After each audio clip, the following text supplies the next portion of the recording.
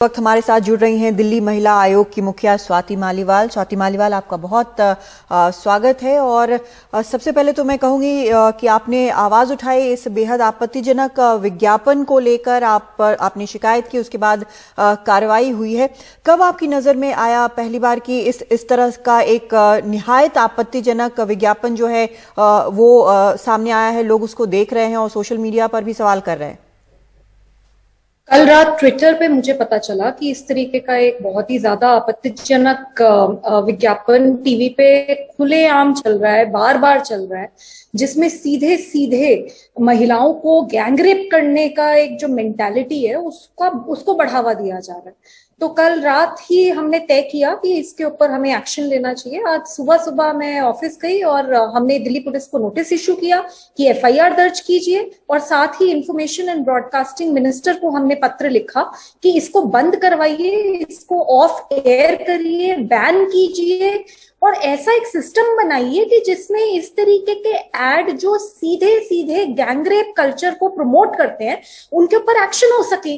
और इस particular company के ऊपर मेरे हिसाब से पेनल्टी भी लगनी चाहिए, क्योंकि इस कंपनी ने सीधे सीधे एक चीप पब्लिसिटी के लिए ये डर्टी टैक्टिक्स प्ले करे हैं, जिसकी वजह से मुझे लगता है काफी ज्यादा नुकसान हुआ।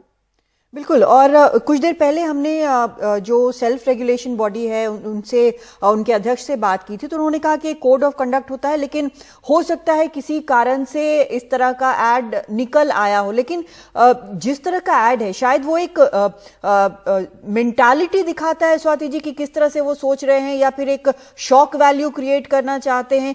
इस पर एक एग्जेम्पलरी आपको लगता है कि एक ऐसी कार्रवाई होनी चाहिए कि आगे से इस तरह से निकल जाने की बात किसी के दिमाग में ना आए, जो इस तरह से विज्ञापन बना रहे हैं शॉक वैल्यू के लिए?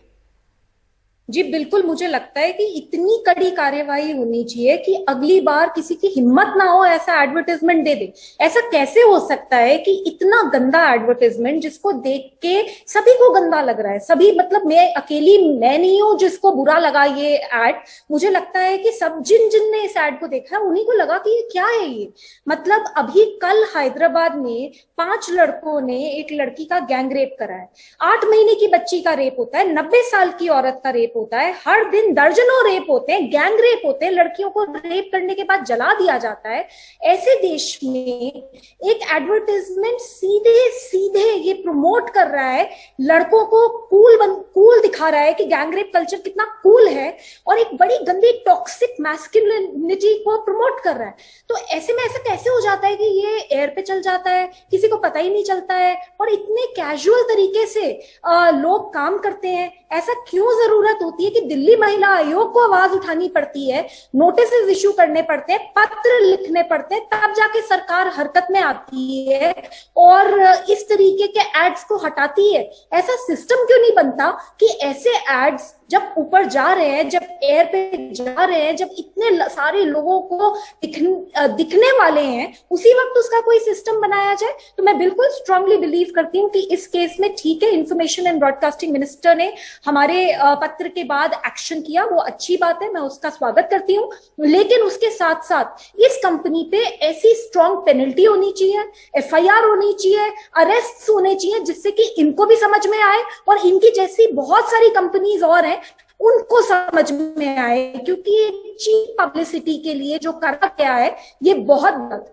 जी, आपको लगता है कि इस मामले में जो सेल्फ रेगुलेशन की बात की गई है, जो एक बॉडी है, वो उसने कहीं ना कहीं उसकी नजर से बच गया है, या काम नहीं किया है सेल्फ रेगुलेशन यहाँ पर?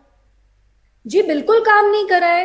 वो एड इतना गंदा है, वो इतना क्रिंज वर्दी है, उसको देखो आप तो गुस्सा आता है। उसमें साफ साफ लड़की को स्टॉक करा जा रहा है। वो 4 लड़के आपस में बैठ के बात कर रहे हैं कि कैसे हम गैंगरेप करें, और उसके बाद एक मजाकिया तौर पे पूरे एड को खत्म कर दिया जाता है, जैसे कि गैंगरेप तो एक बड़ा मजाक की बात है, बड़ी हल्की बात है। तो इतना गंदा एड टीवी पे चल जाता है, तो किसी की तो जिम्मेदारी होनी चाहिए ना। Who is that one person one authority who is accountable. So somebody has to be held accountable, and that is why Delhi police को भी हमने नोटिस इशू करा है, FIR दर्ज करो।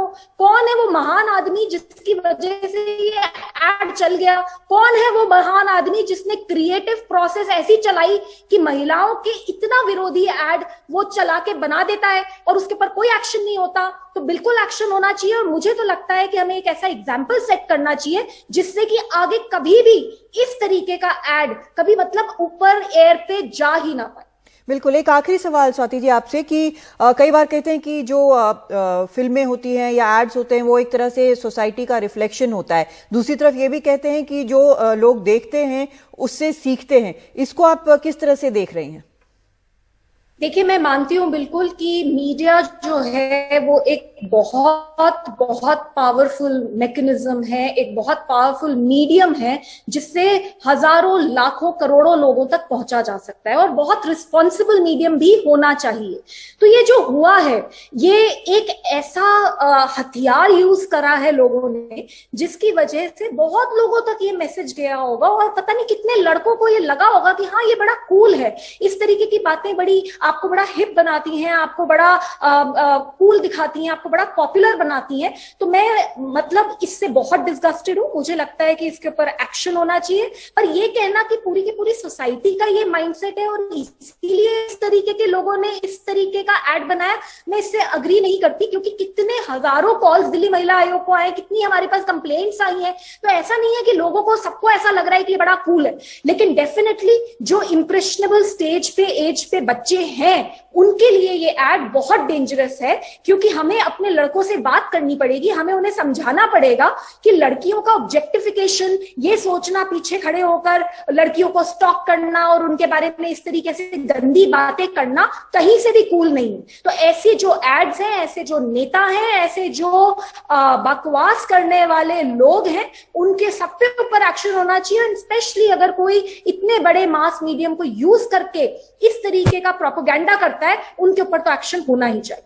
जी बिल्कुल, सही कह रही हैं आप, और काफी एक्शन बेहद जरूरी है, कार्रवाई बेहद जरूरी है। बहुत शुक्रिया आपका स्वाति मालीवाल हमसे बातचीत करने के लिए।